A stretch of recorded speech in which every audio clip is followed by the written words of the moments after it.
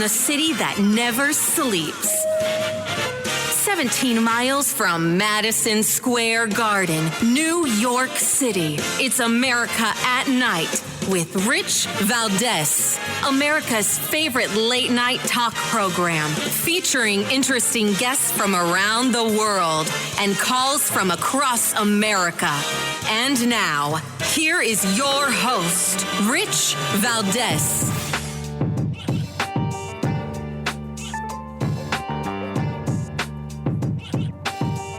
Hi there, good evening, and what's up, America? I am Rich Valdez, Valdez with an S, at Rich Valdez on all of the social media. Welcome to the program. It's Friday night. We're live. We're national. And the phone number, if you want to join us, is 866-505-4626. That's the Jimbo hotline, the legacy line. Of course, same number, same studio, 833-4-VALDEZ. Love to give a shout out to the legacy line every now and again. And let's talk about what's going on in the news today, right? Still some fallout with Mayor Eric Adams. Apparently now one of the people that were conspiring with him is going to turn states on him. We'll get into that in a little bit. Then there's also this report that the administration of Kamala Harris and Joe El Baboso Biden let in 425,431 non-detained people from their non-detained, non-citizen convicted criminals list. Check this out. 13,000 of them convicted of homicide. 15,811 were convicted of sexual assault before they came to the United States, and they were still let into this country. They were let into this country and given a debit card with $20,000 on it. Isn't that crazy? Absolutely crazy. That's what's going on with Joe El Baboso Biden. And let's see, then Kamala Harris herself, she heads over to the border to talk about it. And let me tell you, the data is not showing anything good for her.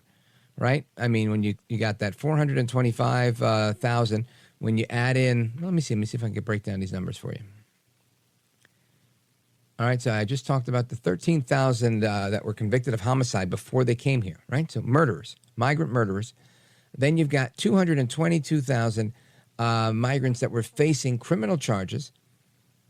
And when you add everything up, right, you've got plus that 222,000, you got the 425,000 I just mentioned. You come up with a number that is around 650,000 criminal migrants and suspects. That is the data that is being reported. Fox News reported this information. This information came as a bombshell. I think this is a bombshell, right? I mean, absolute insanity. And we have this report from Fox News. I want you to listen to this. According to a letter that the acting director of ICE just sent to Texas Congressman Tony Gonzalez, on ICE's non-detained docket, they're currently tracking 425,000 non-citizens who have been convicted of a crime. Of that number, over 13,000 non-citizens have convictions for homicide and are on the non-detained docket, meaning they're roaming the country right now. On top of that, there are another 15,811 non-citizens convicted of sexual assault who are roaming the country right now on ICE's non-detained docket. It doesn't stop there. Those are convictions.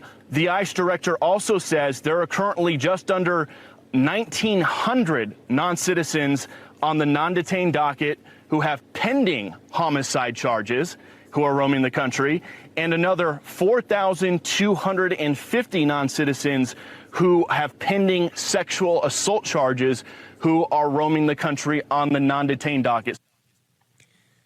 That's massive, right? Again, 662,566 non-citizens with criminal histories on ICE's national docket.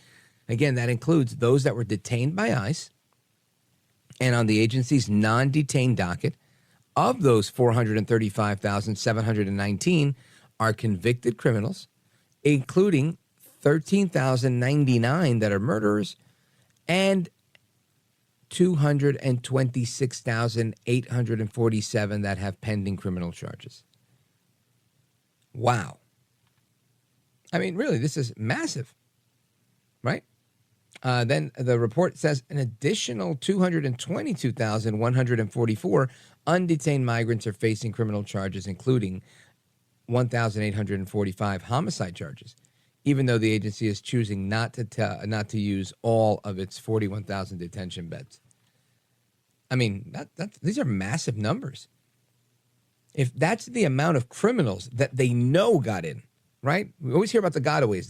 Those are the ones that they have no knowledge of. They got away. Unbelievable.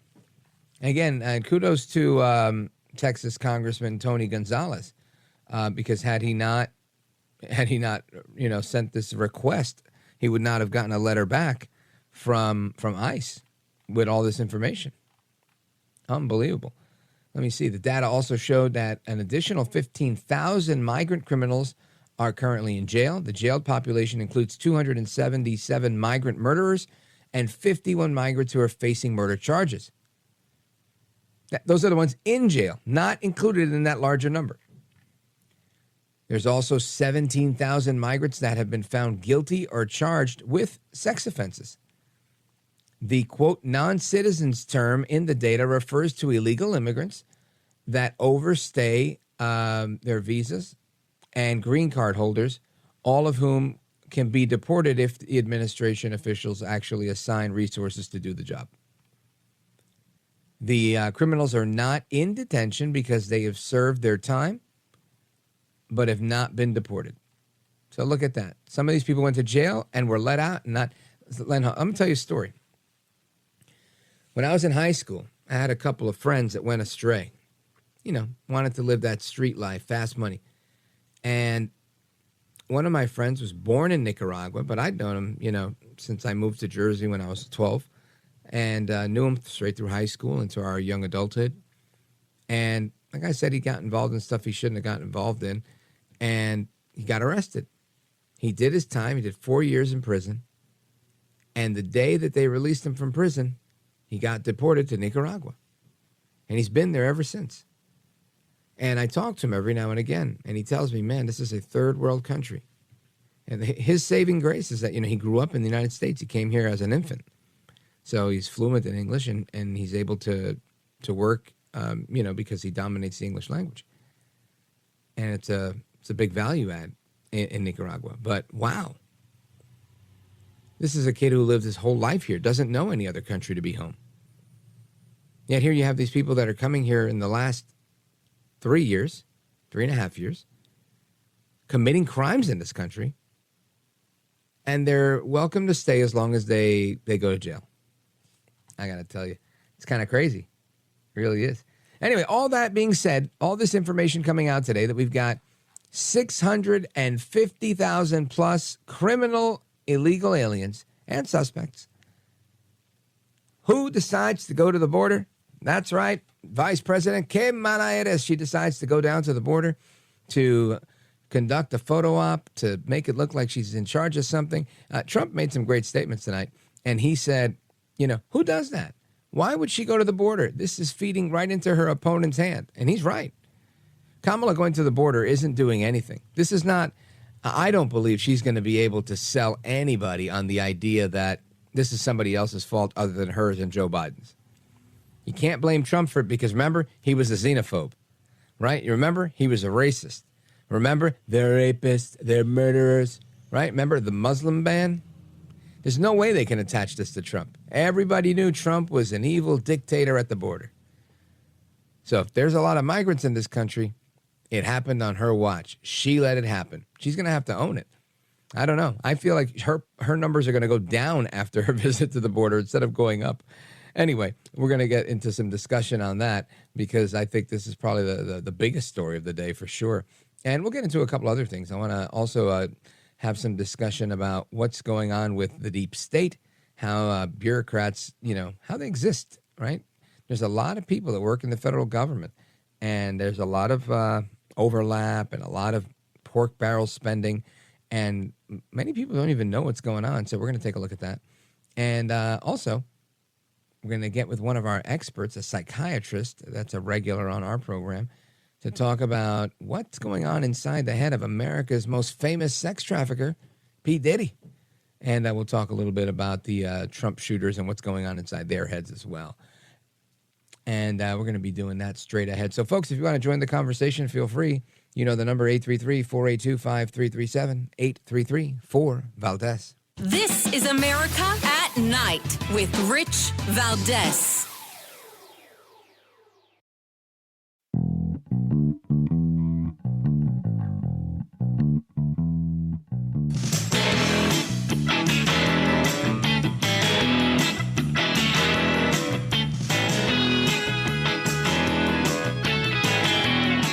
America at Night, your home for the best election coverage. The United States has been enriched by generations of people who have come from every corner of the world to contribute to our country and to become part of the American story. And so we must reform our immigration system to ensure that it works in an orderly way, that it is humane, and that it makes our country stronger. That is Kamala Harris, who is affectionately known on this program as Kamala Harris. And Kamala Harris went down to the border today to, in my opinion, to embarrass herself, saying things like she just said. I don't think are going to get her elected. I think the whole thing, letting America know that we need immigration reform. It's kind of like, I don't know. You open the border and then say, hey, we need immigration reform. I think it's a really bad look. But I want to analyze this with somebody who understands this a lot more than me. The first and former chief of the Office of Citizenship under the Bush administration, director of Hispanic engagement at the American Principles Project, Alfonso Aguilar is with us. And he also worked as deputy director of public affairs at the U.S. Department of Energy and as executive director of the Puerto Rico Federal Affairs Administration and press secretary to former governor of Puerto Rico, Pedro Rosselló, a long time ago. Alfonso Aguilar, welcome, sir. Oh, good evening. It's a pleasure to be with you. So let's talk a little bit about, if you could put your chief of the Office of Citizenship hat on, right?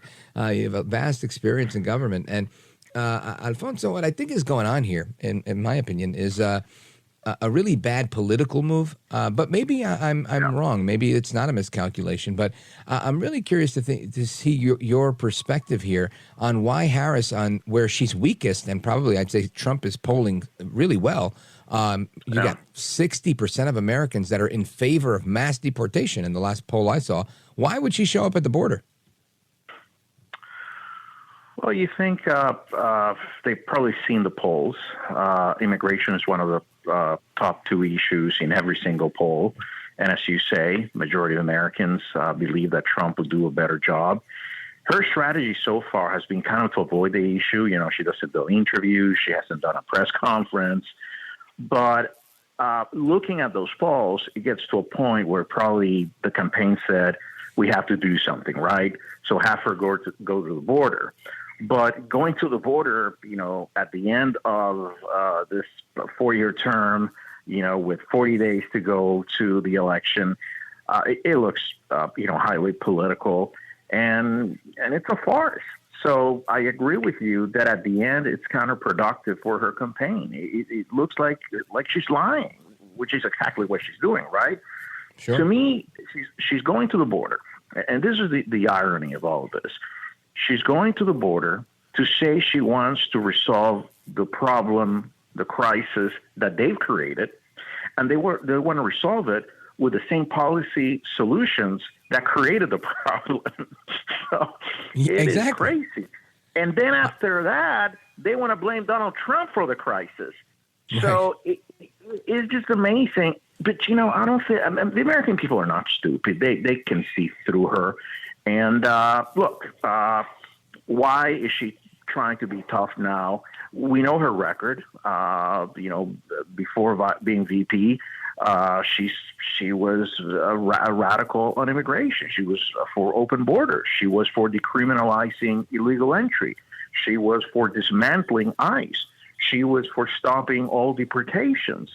So clearly, she was very liberal on the border, and then she was part of this administration, which instituted open border policies and encouraged millions of people to come to our southern border. They encouraged people from over 140 countries to come to our southern border because people know that if you make it to the southern border, they're going to allow you in, and give you $20,000 in a debit card. Exactly, and they allowed millions of people. Mayorkas told the Border Patrol that 85% of the people that have arrived at the southern border are allowed in. And they're released into the community, people with ties to terrorist organizations, to criminal organizations that we didn't even know about. Tren de Aragua. We were dealing with MS-13. Now we're dealing with the Venezuelan gang. I mean, who apparently seem to be worse. Exactly. So this is what they did. And now she's saying she's tough on immigration. I mean, it's a joke. Because part of this issue is that we need to realize that, she may talk about being tough on the border, but the damage is done. We have millions of people here, up to, 8 million people or more. We're not counting the getaways, those people who haven't been detained by the Border Patrol, but who've gotten in. And they're here, and they're having an impact in our cities and our communities. We know about the big cities, right? New York, Chicago, even the Democratic mayors are complaining. But now they're going also to small towns. And we know the story of Springfield, Ohio, where, a small town of 58,000 people, and all of a sudden 20,000 Haitians arrive.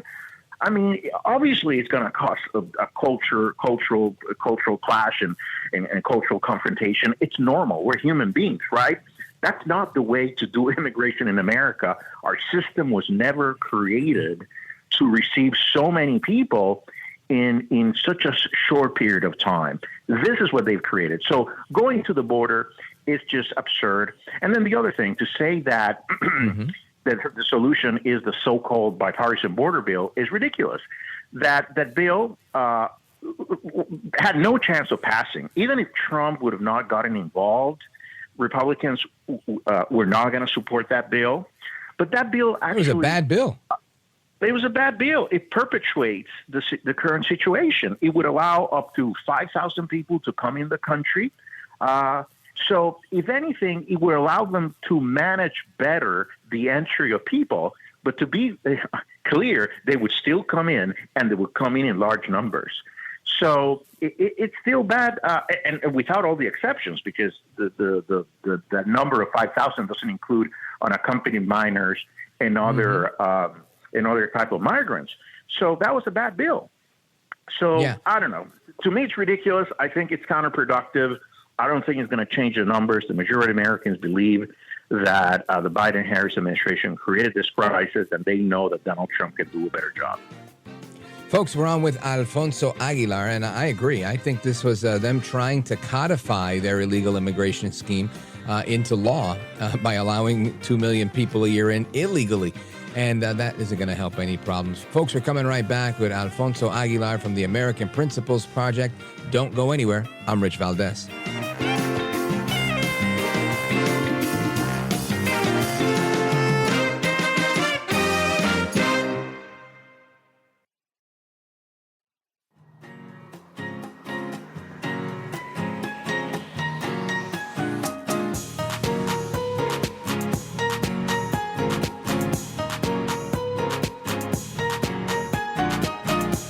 Well, thank you, Rich, and thank you for everything. I know you very well, and I listen, but I have a lot of people that listen, and they love your show, and I appreciate it very much. America at Night with Rich Valdez. Under Kamala Harris, we'd have over 500,000 children have been smuggled into the United States, separated from their families, smuggled by criminal cartels, and released to the United States. That's your failure as the borders are. And let me add this. They've released these people to so-called sponsors. They don't vet properly. Now they can't find 148,000 children or their sponsors. And I guarantee you, based on my 3.5 decades of investigative experience, these children are in forced labor, or they're in forced sex trade, and they're living a life of hell. This administration, what they've done on the border is disgusting. That's former ICE Director Tom Homan on the Fox News Channel giving an impassioned update on what's going on. And our guest is Alfonso Aguilar. He's the first and the former chief of the Office of Citizenship during the Bush administration. He's also director of Hispanic engagement at the American Principles Project. Great group, by the way. And has a slew of experience working in government, including in the state government for the governor of Puerto Rico. And Alfonso Aguilar, I want to play another clip of audio for you. I played it before I brought you on, and the audience has heard it, but I want you to hear it because it really puts some of this into perspective. But before I do, I want to get your reaction to what he was talking about, because we talked about that yesterday, about this hundreds of thousands of children that are not accounted for because they're not showing up for their court dates and they're no longer with their sponsor. And what's your reaction to that? Well, what they created is not only a national security crisis. We have terrorists coming in the southern border. It's a health crisis, public health crisis because of all the fentanyl that's coming in. But it's also a humanitarian crisis. We're encouraging millions of people from across the world to make a very dangerous trip to our southern border. That trip through Central America. What this situation creates is a corridor of terror where women, over 60% of women, are victims of sexual assault and rape. And this massive movement of people, as he was clearly explaining, facilitates child trafficking. So we have traffickers, global traffickers, networks of traffickers moving children to the southern border. And the Border Patrol is overwhelmed. So they receive them. They release them to HHS because they can only keep them for a short period of time. And then HHS releases them to relatives or people who they think are relatives, but it turns out in many cases that are actually traffickers. So this is what's happening. We are making life easier for child traffickers. And as he was also mentioning, this administration has lost contact with over 300,000 children, unaccompanied minors. Now, I remember during the Trump years, when AOC and Kamala Harris, remember, dressed in white, went to the border to complain that children were kept in cages. All a lie. Where are they now? This is much worse. They've lost contact with 300,000 children. We don't know where they are. Kamala, where are the children? Can you please tell us? That's what we should be asking. And sadly, they're being trafficked. So Joe Biden said when he ran for president that he wanted to have an immigration system that was humane and moral. And I ask you, is this humane and moral? Of course not. It is inhumane and it's immoral. And it's not only bad for U.S. citizens, but this system, this travesty that they've created is bad for migrants themselves, poor people who don't know better and think that if they make it to the southern border, they're going to be allowed in. And frankly, it's just a terrible situation because we've never heard of this type of numbers. In our history, these numbers are unprecedented and clearly started when he arrived in office. And you have several Central American presidents saying that is the fault of the Biden-Harris administration. Folks, we're on with Alfonso Aguilar from the American Principles Project. And you bring up a really interesting point that we probably don't hear enough about, which is this is not just, like you said, a national security issue, but it's become a humanitarian crisis. And I'll take it a step further and say it's really facilitating the smuggling of children, the human smuggling problem that always exists at the border, and it's exacerbating it because of the lax policy position of this administration. And do you think they get away without anybody really giving a damn? Like, do they, will people just, like Tim Walz says, mind your damn business, and people just going to forget about this? Well, apparently that's what they hoped. But, you're absolutely right. When the Border Patrol is so overwhelmed, with migrants arriving at the border. They're just basically processing them, right? Just come in, right. Give us your name, and come in. Period. They don't have the time, the human resources, the time to actually do their interdiction work, to actually go after drug traffickers, to stop the fentanyl, and to go after the human traffickers and actually identify those networks and groups of child traffickers and the children being trafficked. So that's why it's so easy to bring those people in and to bring the drugs in, overwhelm the border. That's very simple. You overwhelm the border. We don't have enough Border Patrol officers. They can't do their job. And and then when you have Texas saying, okay, we have to do something, instead of supporting Texas, they go after Governor Abbott and they go to court to try to stop him. It's ridiculous. Absolutely. And I see that Congress has subpoenaed Javier Becerra, the Secretary of HHS, who's in charge of these children, and really to no avail other than, getting the runaround with documents and whatnot. I'm really curious to see if this is an issue that matters to Americans or not. And I don't know if it's whether it doesn't matter or if it's just not getting the light of day because they're not talking about it on The View and maybe Oprah's not talking about it. But I think it's something that should transcend party lines. And I think everybody should be upset with what's happening at the border. I mean, the UN said that we have the most lethal border crossing in the world. And that's something that happened under Harris and Biden, not under Trump. Well, there are many people involved in the child trafficking business. A lot of consumers who are elites, right? They don't want to talk about this publicly. And you're absolutely right. This is it's a huge crisis that should be one of the top issues that we're discussing, but it's not. And the mainstream media ignores it, doesn't want to talk about it. But it's really a huge issue. Where are these kids ending up? And who are the consumers of child sex? We should have that conversation because the U.S., sadly, is one of the top, if not the top country in terms of demand for child trafficking. It's very sad. Folks, we're coming right back with Alfonso Aguilar, former chief of the Citizenship Office for the United States and the head of the Hispanic Outreach Program at the American Principles Project. Don't go anywhere. This is America at Night with Rich Valdez.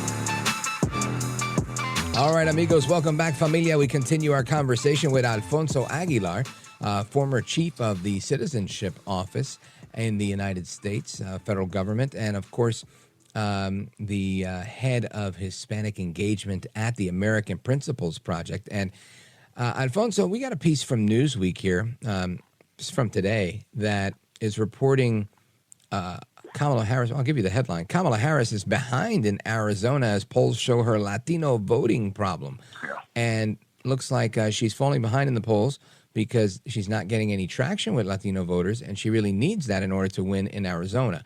And this is, I believe it's a trend. We've seen it kind of teetering, but I believe she might have, because she's a Democrat, a majority of Hispanic voters at the end of this whole thing. But losing the amount that she's losing, I think, is very problematic. And there's a Marist poll that just wrapped up on the 24th that shows Trump ahead and still holding 50% of the votes in Arizona. What do you think's going on? Well, it is dramatic. I think it's a major realignment in with the Hispanic vote.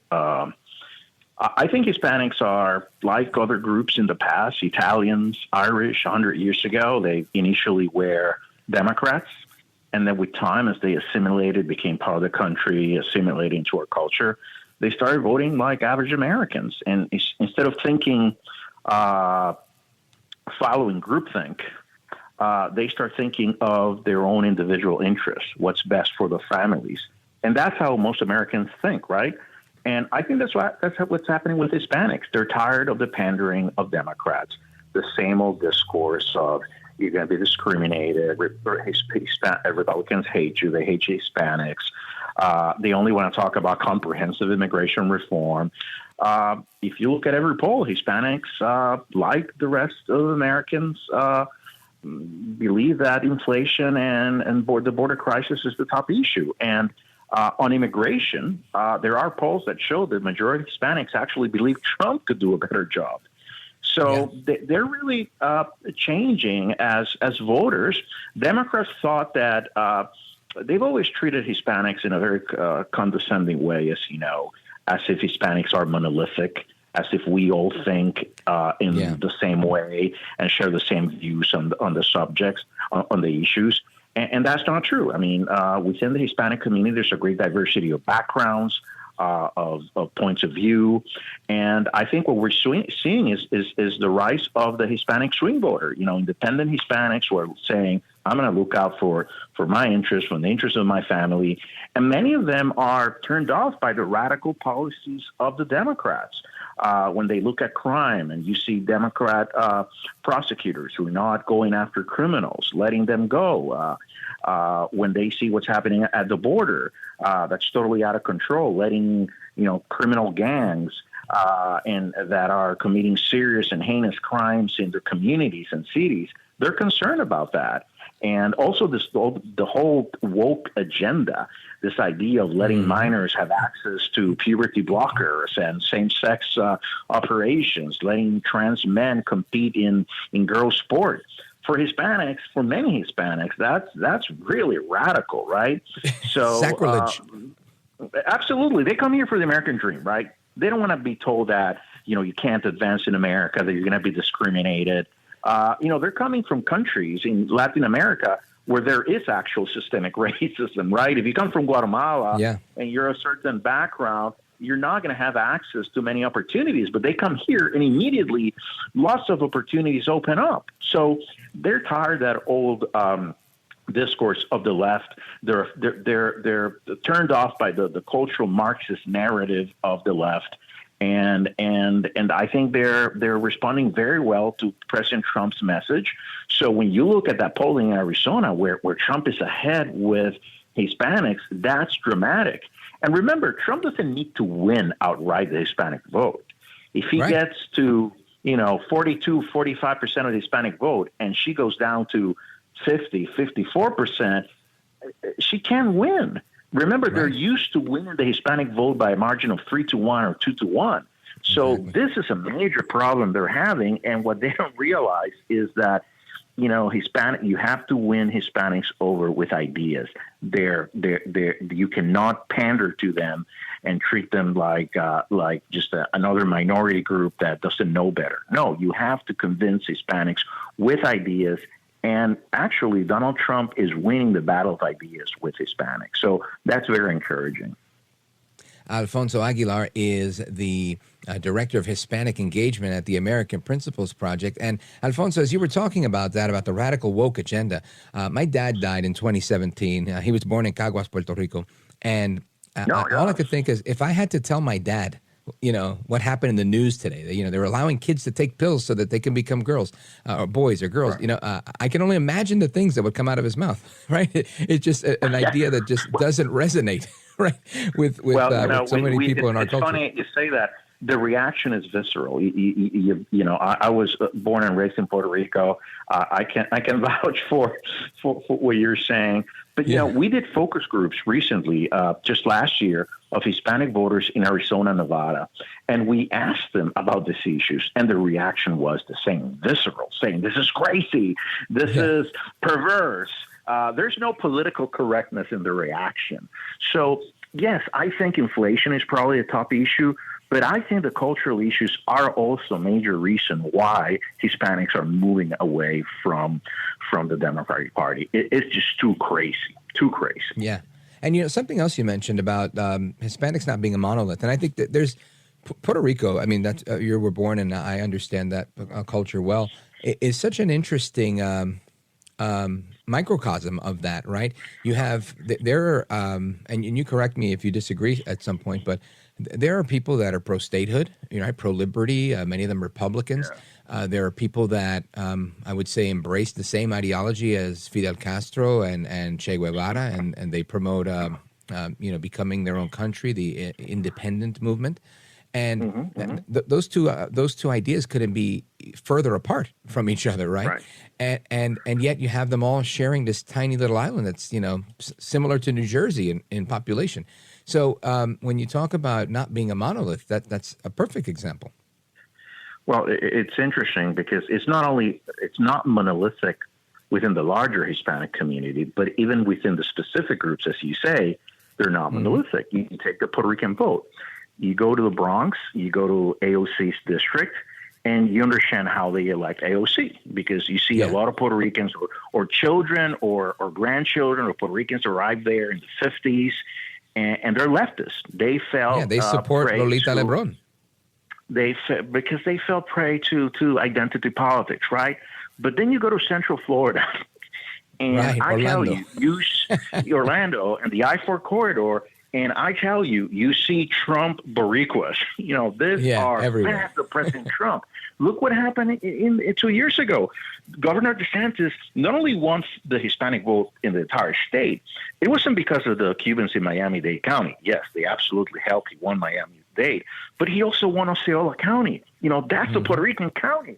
They've always said, Puerto Ricans are Democrats. This is the problem with Democrats. They always generalize about people. And I tell you, Puerto Ricans, you go to Central Florida, you see so many Puerto Ricans excited about President Trump.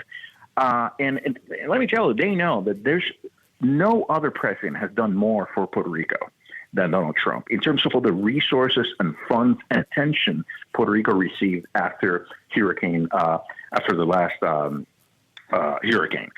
That's a reality. And, you obviously have some leftists that are going to complain, and Democrats, whatever.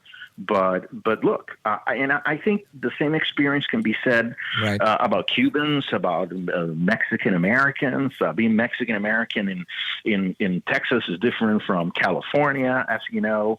And so I think what's happening is very exciting. And I think it says, at least in terms of the Hispanic experience, that the American dream is still alive, that people come here, they assimilate, and they're coming here because of the American dream. What the Democratic Party stands for today, it's about socialism. It's not about the American dream. It's about killing the American dream, because they believe this country's racist, right? So who wants to come here to be told, this country's racist? Sorry, we're going to have to, follow equity. Well, that's what they do in Latin America, right? Right. Big government. They do in Cuba and Venezuela and everywhere else. Alfonso, I got to jump in here because I have to hit a break. But folks, I want you to follow Alfonso Aguilar. What a great conversation we're having. Follow him at Amigo Aguilar on Twitter, known as X, and check out the website American Principles Project. Alfonso, is there anywhere else that you could be found online? Or no, I try to avoid social media. So the best way to connect with me is on X, Amigo Aguilar. So that's where I post all my comments. Perfect. Well, we're going to send everybody there. Alfonso Aguilar, former chief of the Office of Citizenship. He's with the American Principles Project. Thank you, sir. You're a gentleman, a scholar, and a patriot. We'll be right back. This is America at Night with Rich Valdez.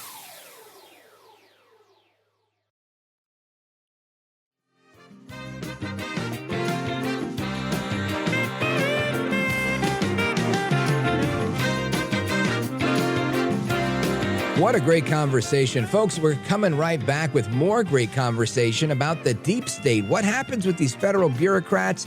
All coming up with me, Rich Valdez. Don't go anywhere.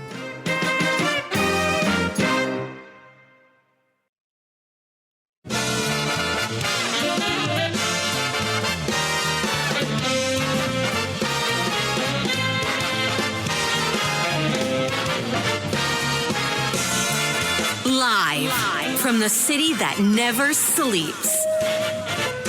17 miles from Madison Square Garden, New York City. It's America at Night with Rich Valdez, America's favorite late night talk program, featuring interesting guests from around the world and calls from across America. And now, here is your host, Rich Valdez.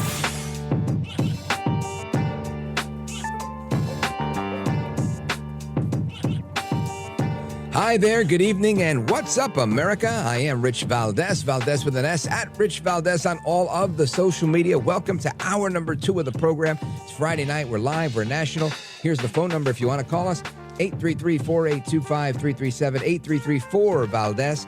And we're going to get into a bunch of stuff. We just had a great hour-long conversation with Alfonso Aguilar, former chief of the U.S. Citizenship Office for Immigration. And just a huge, just wide-ranging conversation. If you missed it, I hope you're able to check it out at richvaldez.com and either subscribe to the podcast or listen to the replay there. And it's richvaldez with an S.com on all of the internets. That's plural because I like it that way.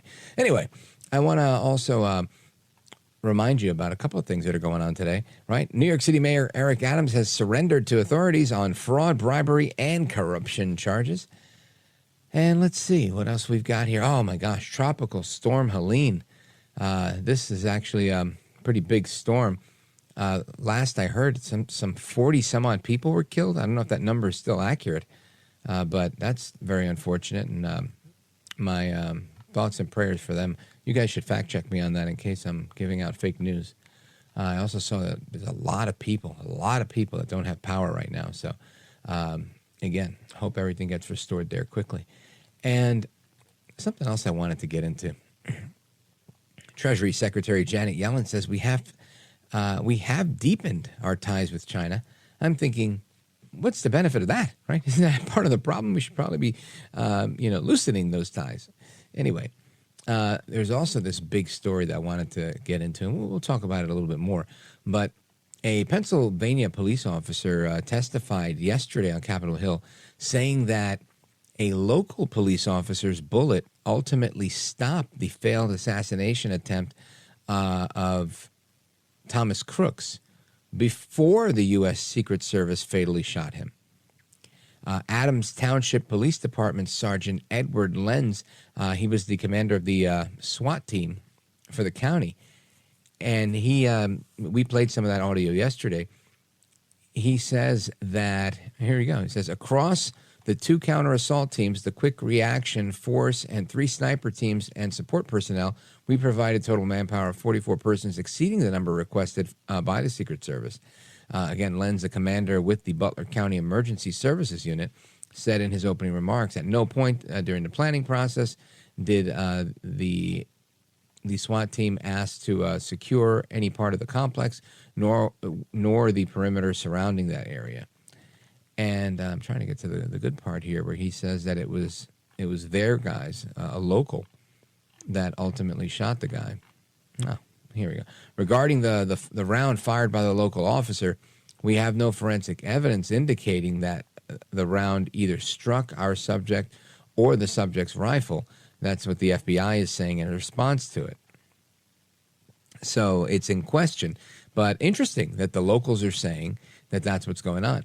So, again, Butler County ESU commander saying that he quickly identified where the shots were coming from, located the shooter, and fired 1 round at Crooks with his rifle, which caused the shooter to recoil and briefly fall out of sight.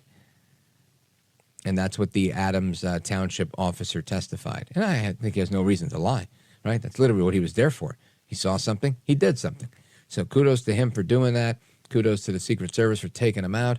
And, kudos to the Lord above who kept El Trompito alive and said, hey, look at that big Jumbotron next to you. Just absolutely insane the way that whole thing went down. So that's there. And it kind of, it puts me in a position where I'm just like, man, I really don't like bureaucrats. And yet there's so many interesting ways that bureaucrats do what they do. And, something like 66% of Americans believe that the federal government is incompetent. And that's up 10 points from 2022. And I would say one of the reasons is that people that are appointed to these federal agencies, they're largely immune from any public pressure. And you could see that with guys like Rowe, right? Mr. Rowe, who's now the acting director. The woman before him, Kimberly Cheadle, she wasn't immune from public pressure, and she eventually resigned. But this new guy, he's immune again, right? Doesn't matter what type of criticism you give him. He just doubles down all the time, defending the Secret Service as if their job is not to keep the president safe and alive. And the fact that Trump is alive today is really no fault of theirs, right? It was because he moved at a bullet that was about to take out his head. But for that, he'd be dead. And that's not lost on me. So I think, you need to come to your podium, Mr. Rowe, with a degree of humility. But I think that's part of the problem, is that these bureaucrats, they feel like they're not connected to reality. They don't care, because they can just stay in their positions long after their current term expires. They can go to a different job. They can bury them anywhere they want in this monstrously large federal government that we have. So I want to get a little discussion going on that with Paul Steidler. He's a senior fellow at the Lexington Institute, and we're going to talk about why federal bureaucrats get to play by a different set of rules than you and me, everyday Americans. Paul Steidler, welcome to the program. It's great to be with you, Rich. My pleasure. Thank you. So let's talk about that. Why is it that the bureaucrats tend to get a pass on things that nobody else would get a pass on at work? Well, the short answer is it's extremely hard to fire them. Most Americans are aware that people who work in the federal government, they're essentially like teachers in the public schools. Unless they do something that is extremely egregious, they are not going to be fired. And these tend to be, career people who want to work 9 to 5, have the security of a job that's there. But what I think is even more disturbing, Rich, is that there are 1,100 federal confirmed appointees in the federal government. These are people who the president nominates and who the U.S. Senate has to confirm. But the thing about a lot of these people is when their term expires, they get to stick around because there's either a 1-year holdover period or there's no holdover period, so they can just stay until somebody else is appointed and confirmed by the U.S. Senate. And that is a very long process. It takes a while to identify qualified candidates, to vet them, to make sure they're not going to be an embarrassment. The Senate takes its sweet time in going through this stuff. And this is going to be a huge issue for the next president-elect, especially if it's President-elect Trump, because there's just so many of these people who have to go in. And the Senate process for nominating and confirming them has gotten extremely slow. In the Reagan administration, people would typically be in about 30 or 60 days nominated, confirmed, and put into office. Right now, you're looking at a process where many of the nominees, if the current process stays in place, are not going to get in place until the end of 2025 or perhaps early 2026. And that's going to leave in place, we just had an example this week of how bad this can be. The chairwoman of the Federal Trade Commission is a Elizabeth Warren protege who has been at the tip of the spear for all of the aggressive Biden administration actions against business and really against the U.S. economy as a whole. She's a woman named Lina Khan. Her term expired on Wednesday, but President Biden has not nominated a replacement for her. And at the same time, while there are some people in the Democratic Party who are very favorably inclined to Lina Khan, it's also been a public matter that a number of major donors to Kamala Harris have publicly called for her to be fired. And they've publicly called for it on places like CNN. So the situation that's in place right now allows the Biden administration and the Harris campaign to have it both ways as far as Lina Khan leading the FTC.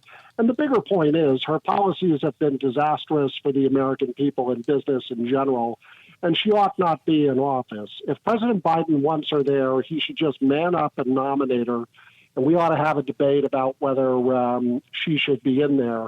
But that's just one egregious example of how entrenched government leaders are who lead agencies. And Khan, for example, leads an agency of 1,200 people. And just, one of the formidable challenges that the next president-elect is going to have here. This is a problem, and I want to dig into this Lina Khan stuff a little bit more because it's a good example of how deep the deep state, the administrative state, the permanent bureaucracy in Washington really is. And it's not just Washington, quite frankly. I think it exists in a lot of places.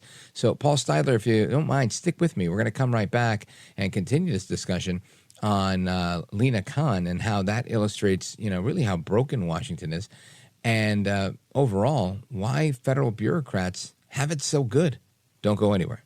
This is America at Night with Rich Valdez.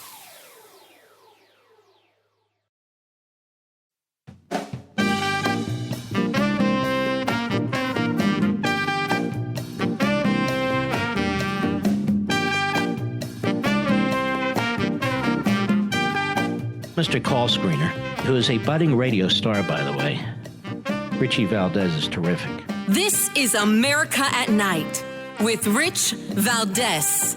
When you're a politician like these people, like me, like others, and you happen to be a Republican or somewhat conservative, they write just the opposite of what the facts are.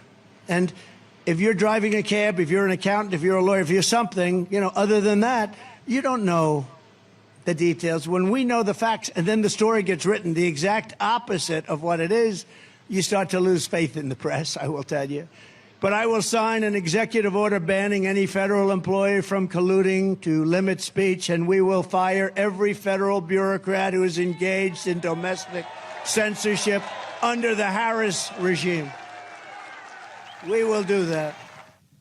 That is El Trompito Donaldus Magnus, the 45th president of these United States, giving a very clear explanation on what he plans to do to start hammering away and chipping away at the deep state, the administrative state, the federal Leviathan.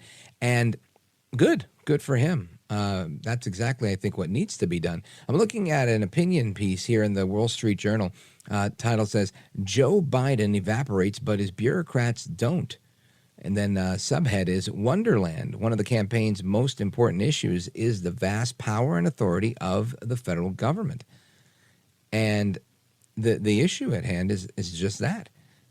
Biden might leave, but he leaves it behind a trail of, in many cases, permanently placed bureaucrats because they might come in as an appointee, but they work their way into these career positions and they don't go anywhere. They're like permanent cogs in the system. So I want to come back to our guest to really continue that discussion with respect to bureaucrats and how the deep state really functions and ticks. Paul Steidler, senior fellow at the Lexington Institute, your reaction to Trump's comments? Well, the president's comments are spot on. There is no place for bureaucrats to be influencing speech or containing speech. There's a lot of other very bad things that bureaucrats do as well.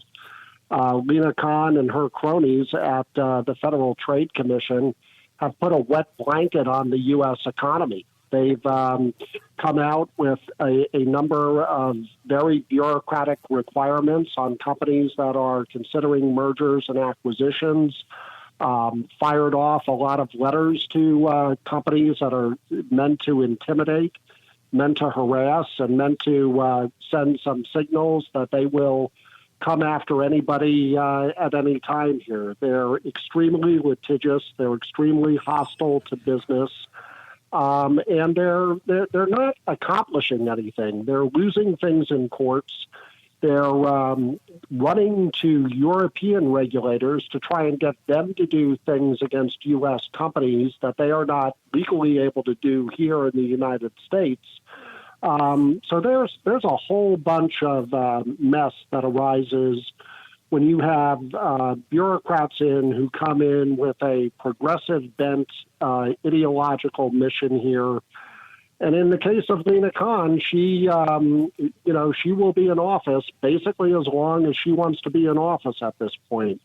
If you or I were a contractor someplace, Rich, and we finished a job, we couldn't just say, I'm just going to go ahead. I remodeled the kitchen. I think I'm going to do the dining room now and, bill these guys for a lot more money because I kind of like it here and I'm kind of into it. But people in the federal government who are in these executive appointed positions get to do that.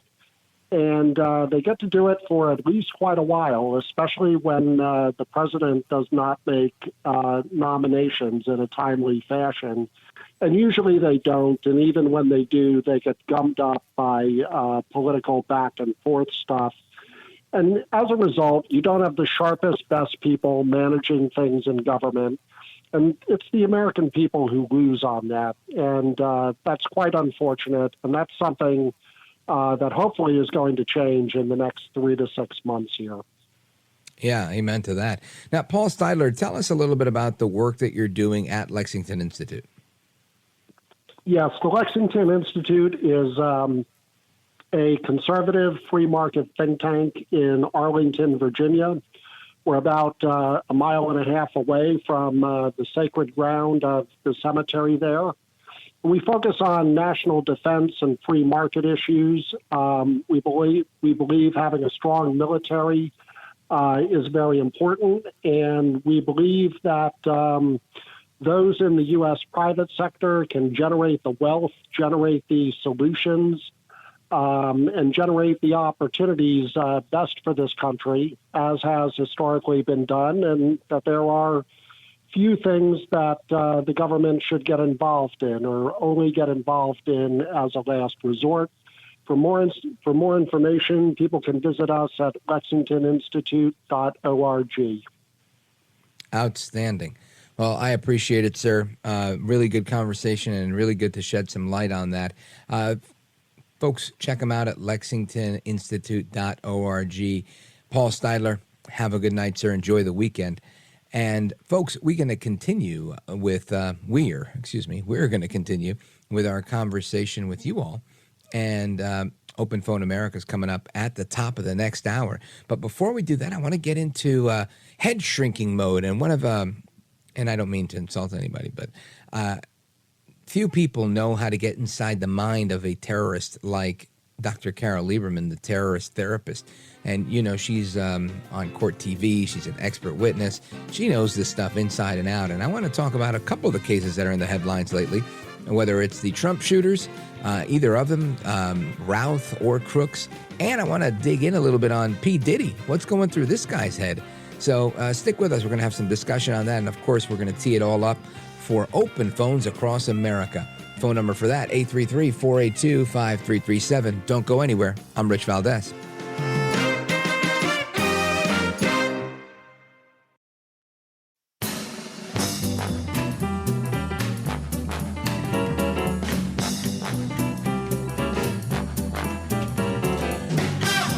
The best guests, the best opinions. This is America at Night with Rich Valdez. All right, amigos, welcome back. And I want to get into a little bit of what's going on inside the minds of these crazies that are in the news. And I guess we'll start with Sean P. Diddy Combs, because he's been in the headlines all week about this huge syndicate of trafficking. And part of it is, just curiosity, right? Like, what goes through the mind of somebody worth $1 billion, and why? I get why they do it, the power and all that, but I'm thinking, why risk losing such a great lifestyle?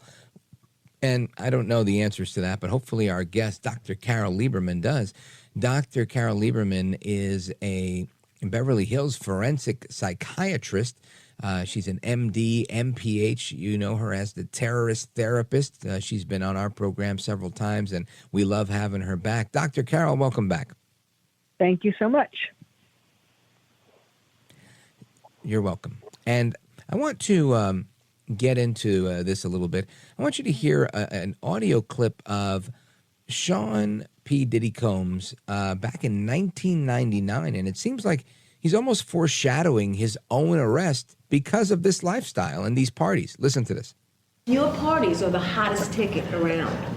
They won't even give me a permit for the parties, man. They don't want me to throw the parties no more. But we ain't gonna stop. We're gonna keep on having fun, bringing people together from all walks of life. You're gonna hear about my parties. They're gonna be shutting them down. They're gonna probably be arresting me, doing all types of crazy things just because we wanna have a good time. You know, whenever you bring up a different element into people's environment, things that broaden people's horizon, people get intimidated. There's a lot of people out there that feel intimidated by it. It ain't nothing but break it down racial barriers, break it down generation barriers, people from all walks of life. Ron Perlman talking to Jay-Z, Jay-Z talking to, you know what I'm saying? It just goes on and on, you know, it's just like people from all walks of life connecting and getting together. Yeah.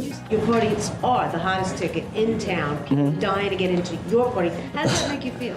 I mean, it's cool. You know, it doesn't make me feel any way special. It doesn't make me feel like a bigger person. It just makes me feel like I know how to throw a party. So there he is. Dr. Carole, tell us a little bit about what you think is going on inside the mind of Sean Diddy Combs. Well, you know, first of all, yes, that's a great idea to mix people of all backgrounds and so on, but you don't have to do it with freak out sex parties. You know, there could be other things that you enjoy doing together. You know, he was almost like daring people in that, you know, saying, oh, I'm going to be arrested and all that, almost daring people to arrest him. How could they arrest me, really? He was thinking, I'm too big to be arrested. He's a very disturbed man. And I think part of it comes from, well, of course, it always comes from one's childhood. And he was born in Harlem, and then he was raised in Mount Vernon, which is actually a nice place. But I don't think well, the main thing that affected him as a child was that his father was killed when he was 2 years old. Oh. And because his father was friends with some drug dealer in New York. And he was sitting in the car one day and he was wiped out. He was killed. He was shot. And so, you know, at 2 years old, so to not have a father starting from then, not only is that bad, of course, to not have a father, but, you know, it kind of gave him a chip on his shoulder, like that wasn't fair that his father got killed at 2 years old. And yes, of course it wasn't, but so that was part of it. Then I think he has a strange relationship with his mother, because there are these pictures of him kissing his mother on the lips, which really seems very inappropriate. And then he was this seems very weird, but he was an altar boy. He was raised Catholic, and he was an altar boy. So he was somewhere in his childhood, he was definitely sexually abused, whether it had to do with his mother or you know, the priest. The cases. What makes you come to that determination? Because of the kinds of sexual activities that turn him on. Like, it's not just having sex with one woman. It's having these freak out parties where it has to be a lot of people having sex again and again. You know, continuous sex, giving people IVs so that they can continue to have sex, giving women, and probably men too, drugs to get them to be able to be more manipulated to have sex. And I mean, this is like an over-the-top kind of need for sexual. I'm trying to think of a good word. Sexual, you know. sexual debauchery. I mean, he's going to probably say, or his lawyer is going to probably say, that there was nothing wrong with what he did, that these women and men consented to it, that they were just having sex, and he, at his parties and with him and so on, and it was 2 consenting or 22 consenting adults. So, but that otherwise, I mean, it wouldn't be a crime if that were the case. But when you have to coerce people to take drugs to engage in the kind of sex that you want them to engage in, then that does become a crime. The interesting thing is, sometimes he participated, like he was in the same room where these sex orgies were going on, and sometimes he was in another room and he was just watching it. He was videotaping it and watching it, and masturbating, watching all this sexual activity. So, now, Dr. Carole, just a question as a follow-up. Would you say that most people that I guess have this type of I don't know if it's deviant or extra type of sexual appetite is because they've been abused, or are some people just like that and into that type of kink? Not necessarily everybody who does that is, well, I mean, not everybody who, I mean, you don't have to just have vanilla sex, but his is so over the top. The idea that you would think of that you would get pleasure out of that you would keep doing it, with all these people and mixing the drugs and the sex and the, the music and all of that. I mean, it's like it needs it to be so over the top. Right, no, and I get it. And the reason I ask is because I think in Hollywood, they're kind of known for these types of crazy, lavish type of parties. And my thinking is, maybe they all have a history of sexual abuse, or maybe this is like one big cycle that just perpetuates over and over and over, and they're just repeating the cycle they once experienced. Well, yes, there are a lot of sexy parties, but I think that Sean Combs parties are probably at the top of the, go beyond the average Hollywood party. Yeah. Hence the United States attorney saying they found 1,000 bottles of baby oil and lubricant, which I don't even know what 1,000 bottles of that looks like, but apparently he had them. Folks, we're on with Dr. Carole Lieberman, forensic psychiatrist. You know her from Court TV and from this program and all over the media. She's truly an expert on this stuff. And we're going to come right back and continue this conversation with Dr. Carole Lieberman. Don't go anywhere. This is America at Night with Rich Valdez. Call now, 833-4-VALDEZ. That's 833-482-5337. 833-4-VALDEZ. That's Valdez with an S.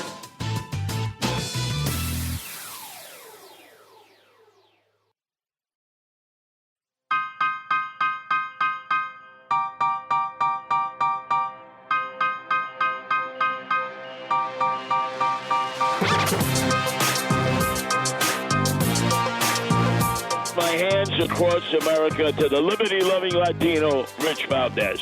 This is America at Night with Rich Valdez. All right, amigos, welcome back. We continue our conversation tonight with Dr. Carole Lieberman, the terrorist therapist. She's a forensic psychiatrist, a medical doctor, and has a master's in public health. She knows what she's talking about, and you've seen her as an expert witness on Court TV plenty of times, giving analysis as well. And Dr. Carole, there's a woman named Talia Graves, and she said in a news conference that she was assaulted by Sean P. Diddy Combs back in 2001, and now she's bringing a lawsuit against him. I don't know if she's an opportunist or she's the real deal, but here she is. The violation I have experienced during the assault has had lasting effects on my body, causing ongoing health problems and complications. The combination of physical and emotional pain has created a cycle of suffering from which it is so hard to break free. I want to continue on this journey towards recovery and healing. I'm glad that he is locked up, but that's a temporary feeling of relief. Now, I am not an expert, Dr. Carole, on victims of sexual abuse and this type of thing, but she sounds really, really distraught to me. Maybe I'm a sucker for a woman crying. What say you? I thought it was a little overly dramatic. I'm not to say that. Well, you're the pro. Diminish any woman's suffering from physical and sexual abuse, but like one might get from Combs. But it just seemed a little. Is she by any chance? I can't. Gloria Allred has a case. Is she by any chance Gloria Allred? I'm not sure. Oh, she is actually. Yeah, she is Gloria Allred's client. I knew it. I forgot the name of Gloria Allred's client, but just the way that she talked is a typical Gloria Allred kind Talia Graves. What? Talia Graves is her name, and yeah, I guess she's been coached really well by the best in the business. Yes, exactly. Unbelievable. Now, I figured it was. It seemed somewhat opportunistic that it happened right now, but again, you can't really call it because I think some people find their courage once they see that maybe the attacker or the abuser is now behind bars. Yes, no, I'm not saying that it might not be true. I'm just saying that she has that extra little Allred flair. Gotcha. Right. The dramatic, well prepared for the media. And yes. Actually, he now has 50 cases against him. He started off with one, and then, as time went on, more and more people came out of the woodwork to say that they, too, were abused. So now, using your expertise, and, I know you're not a lawyer and you're not a judge, but you've been an expert witness plenty of times, and you've been on court TV more times than I can count. What do you think is going to happen in a case like this? And I realize it's somewhat of a unique case, but based on your experience, how would you call it? Well, I think it's going to be. I mean, it's hard to. I mean, there are a few different things. He has said today. It's reported that he said that he wants to testify, and I don't know how he. Well, I mean, it's probably going to be somewhat like what the tape that you played, where he was saying he wants to get people of all backgrounds together, and he wasn't doing anything wrong, and it was just to get people to love each other, and that kind of thing. That isn't going to go very far. But part of it, and we don't know how many people, alleged victims, the court is going to allow to testify in any one case, or whether this is going to be broken down into, cases depending upon the location, like L.A. and New York and that kind of thing, or Florida. He has a house in Florida. But, the other part of this is they put him on, and they located him in the jail in a place for suicide watch. Now, that is very sort of that might be a red flag. I mean, he could potentially out a lot of people, a lot of famous people, as far as what they were doing at his parties. And so it's kind of like Epstein, where some people are, really nervous that he might share their name as a way, perhaps even to get a plea deal. But so, there's the same risk as with Epstein. A lot of famous people don't want him saying that they were at his parties. So his being put on suicide watch could be, claiming he has suicidal thoughts. That could be the way to then kill him, like they did Epstein, to make it look like he was suicidal. Like even now at the beginning that he's already suicidal, and then if he dies, it's already set up. Oh, well, this was suicide. And Dr. Carole Lieberman, what I think is interesting about this is that they have the videos, right? I mean, he took videos of a lot of this stuff, and the feds have it now. So it's not like, at least from what I understand, they have these videos. So it's not like they really need him to roll over because they know who was at the parties.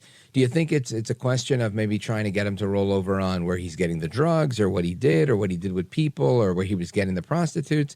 Or do those details seem like somewhat minute compared to the grander scheme of things of how much offending he did? Well,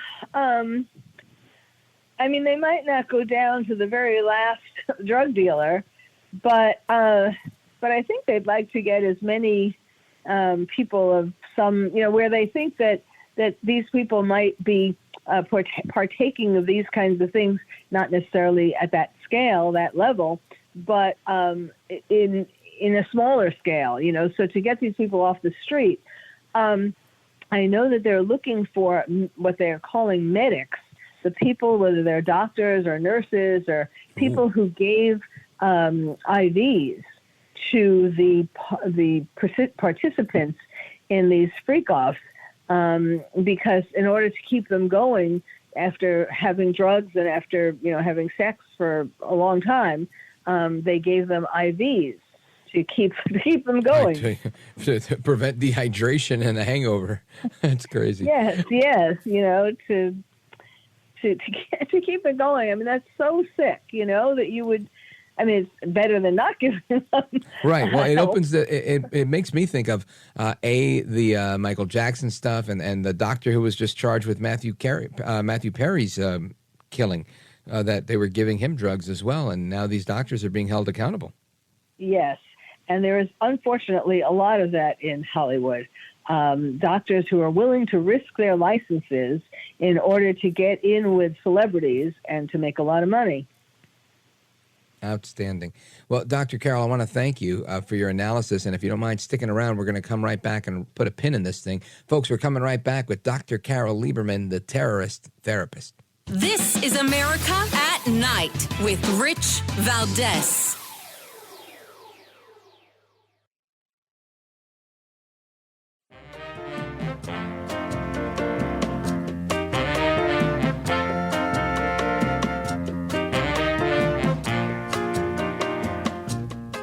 Now, 833-4-VALDEZ. That's 833-482-5337. 833-4-VALDEZ. That's Valdez with an S. All right, amigos, welcome back. Rich Valdez live with you until 1 a.m. Eastern Time. And our guest, Dr. Carole Lieberman, the terrorist therapist. Of course, her website, terroristtherapist.com. And Dr. Carole, in the minute or so we have remaining, I want you to let everybody know how they can follow you and keep up to speed with the amazing work that you're doing.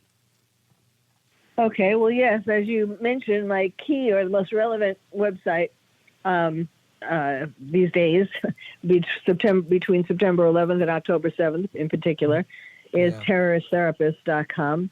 And people can see the video that I had playing this year. I've been doing a music video about 9/11 for the last 4 years. And this year, I rode in the truck myself that was playing it. And I changed it to not just be warm and fuzzy, but to be a video that warns people about the fact that terrorists are in our streets. And so they can see that if they go to terroristtherapist.com, they can see the video. Outstanding. Well, folks, check out the website, terroristtherapist.com. You can follow her on X, which I still call Twitter, at Dr. Carole MD. She's a great follow. You want to make sure you check her out. And if you see her on TV, support the cause. Dr. Carole, I want to thank you for being here. You're very welcome. You bet. Have a great weekend. Godspeed to you. And amigos, we continue straight ahead with your calls, your thoughts, and opinions on everything that's happening in America at night on open phones across America. 833-482-5337, 833-4-VALDEZ. Don't go anywhere. I'm Rich Valdez.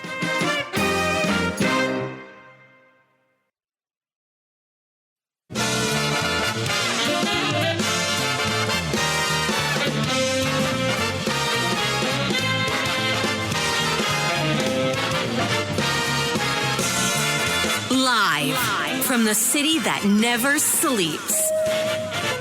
17 miles from Madison Square Garden, New York City. It's America at Night with Rich Valdez, America's favorite late night talk program, featuring interesting guests from around the world and calls from across America.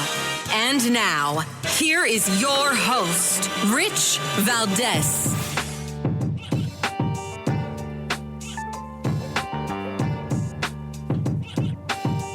Hi there, good evening, and what's up, America? I am Rich Valdez, Valdez with an S, at Rich Valdez on all of the social media. And welcome to hour number 3 of our program. I'm really happy to be here with you. It's Friday night. We're live. We're national. Here's the phone number, 833-482-5337, 833-4-Valdez. And we've talked about a bunch of really interesting stuff tonight. We've talked about how the deep state works, how Joe Biden or whomever is in charge can leave remnants of theirs behind with deep state bureaucrats. We've talked about the border and what a disaster that is because Kamala Harris is headed over to, she head over to the border today and headed, I should say. And what a disaster that was, in my opinion. We'll get into that. And of course, we talked about inside the mind, the inner machinations of a sex trafficker, an accused one, alleged one, Sean P. Diddy Combs. And that was a really interesting conversation that we had with a forensic psychiatrist. And, of course, we're going to continue our conversation tonight. In a little bit, we're going to talk about the latest craze in dating that's happening in Europe, how people are avoiding using Tinder and other online apps, and they're actually dating in real life, picking up people in real time in the least obvious of places. So we're going to get to that. And if you have any stories on dating, I'd love to hear those. But I want to start with some of your calls because there's a lot of calls tonight. And I know Friday nights are typically busy. A lot of people always want to weigh in on all the crazy stuff that's going on throughout the week. But keep in mind that we're still just a little more than a month away from Election Day. So if there's something about that you want to chime in on, you're free to chime in on that as well. But let's go to the phones, 833-482-5337, 833-4-Valdez is the phone number. I want to go to Joyce calling us from Great Falls, Montana, streaming the show on richvaldez.com. Joyce, welcome. Go right ahead. Hey, hello, Rich Valdez. Love your show. Thank you. Love the people that come on your show. I hope you stay there for a long time. Oh, well, I hope so, too. I hope the bosses hear that. Oh, yeah, you're very good. I was leery at first because I used to listen to Rush all the time, and I really missed him. But you make my day, you make my evening. You make me, yes, he is. Yeah, I was going to tell you about when I was, how the government runs and everything. Well, the president would come up and everybody, praise him like a king or whatever. And they don't teach stuff in school about how the government's run right. I mean, they put him up on a pedestal. Well, but when Trump came in, everybody knew how the government worked and how it's supposed to be run, business. And all these great point. All this in school. Yes. And then another thing about the kids dating and all that, like the gal with Diddy. You know what? These kids are starstruck, and all they think about is, well, he's the king. He's Diddy. He's this and that. He's just a man. That's just a job. Oh, you're right, Joyce. Hollywood people. But I'll say this. I mean, the starstruck only gets them into the building. I think things go haywire when they start getting drugged, and that that's when it becomes a huge deal. But you're right. People need to keep in perspective that. And listen, I'm going to frame this from my perspective. During that time, 1999, Diddy was one of the biggest artists out there. He was managing rappers like Biggie Smalls and others, and it was well known that he had these amazing parties, and I always wanted to go to one. I always wanted to go to one. Actually, I never had the opportunity until probably about 7 or 8, maybe 10 years ago. I actually got like an email invitation. Somebody said, "Hey, do you want to go to this thing?" And he was doing a party with Hugh Hefner at the Playboy Mansion. And it was the P. Diddy party at the Playboy Mansion. And I was like, as fun as that sounds, I just don't think. I think it's in Vegas where they were doing it, and I was like, I don't think I'm going to make it there. So I never got to go to a P. Diddy party, but I understood the allure. People, it was widely, and it wasn't known as a big freak off or any of those things that we're hearing about now. They were just known as really some of the best parties where you could meet the best contacts, and lots of money in the room, and just really good, especially if you were in the entertainment world. And I guess now I'll never be able to say I went to a P. Diddy party. Joyce, have you? Well, hell no, and I wouldn't want to. Sex belongs to a man and a woman, and kids. My mother wouldn't let me date till I was 16, and then I had to date my brother's boyfriend. Yeah, and I learned to stay away from, people. If they got too fresh. I had 3 brothers. I learned how to take my fist, kick them words, and goodbye, Betty. I'm not that type. Good for you. These kids should learn that.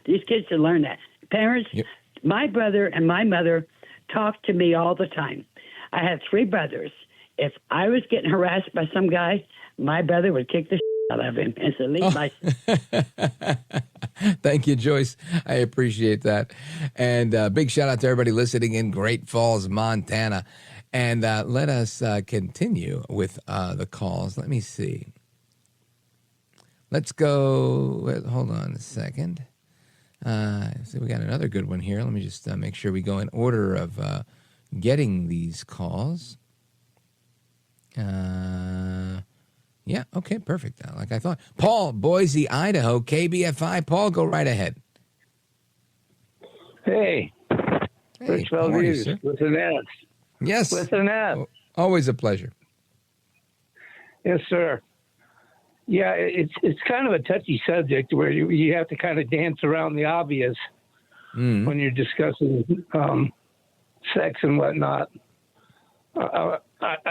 It's funny. I was at a meeting tonight, and it kind of the meeting topic kind of got veered towards sex, and we're all adults in the room, but still there's snickering here, snickering there, and right. And so I always tell my ex-girlfriend, I always tell her, it doesn't really matter that I'm 46 years old. I'm still, I'll eternally be a 14-year-old boy, right? When it comes to certain things like that, you put me in a room with my buddies and I'm cracking all sorts of jokes. Anyway, go ahead, Paul. There's this one woman that's in there that she's in treatment, so she's verboten. You don't do anything with her except treat her like a young lady that needs love and attention in a different way, not the way that she's probably had it up to that point. And you got to keep that in focus. But my goodness gracious, she's just gorgeous. And it's hard to just keep your mind focused on something that's going to help her and not possibly make her go out and drink or use again. And veer off and go in the wrong direction. Yeah, and it's a professional attitude, kind of like the way your previous lady was talking, Dr. Carole. Dr. Carole, yeah. So, in situations like that, what do? You pull back a couple of yards and you let them think, and you give them all the space that they need, and you give them the love and attention that not the kind that they're probably used to, like I said, but that they could use, and that's just the space. Yeah, well, listen, and it's real, right? There's in life, I think what you're describing is something that we deal with in every situation, whether it's at work, personal relationships, interpersonal relationships, family relationships. There's always going to be that area where you're tempted to do something, whether it's tell them off, be short-tempered with somebody, whatever the case is. And you don't want to do that, right? You may be tempted to do that, but you don't want to do that because you don't want to set that person off, or you don't want to damage the relationship that you have with them because maybe they're a sensitive person, and if you do something like that, they're not going to get over it easily. And I get that. I learned, I had 2 daughters. That is a lesson I have learned and continue to learn time and time again, that it's you never know, right? You just never know. You always want to err on the side of nice, sweet, and kind, right? That's always where you want to land, because a little bit of a harsh reaction sometimes with things could send somebody off in the wrong direction. when you didn't even mean it that way, just because you happen to be a little bit more abrasive or a little bit more abrupt in your delivery. So I know what you're talking about, whether it's, talking to the hot chick at the meeting or dealing with people that you might be a little more sensitive than you are. It's always a challenge. It's a little bit of a tightrope that you got to walk. Paul in Boise, thank you for that insight. I appreciate it. KBFI, shout out to you guys, Boise, Idaho.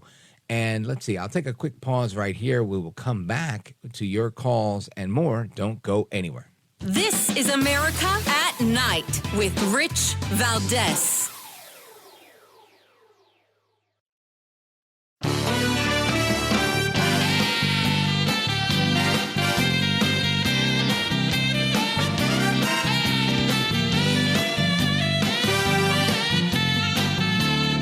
Well, Mr. Valdez, you have one of the greatest shows that radio's ever had.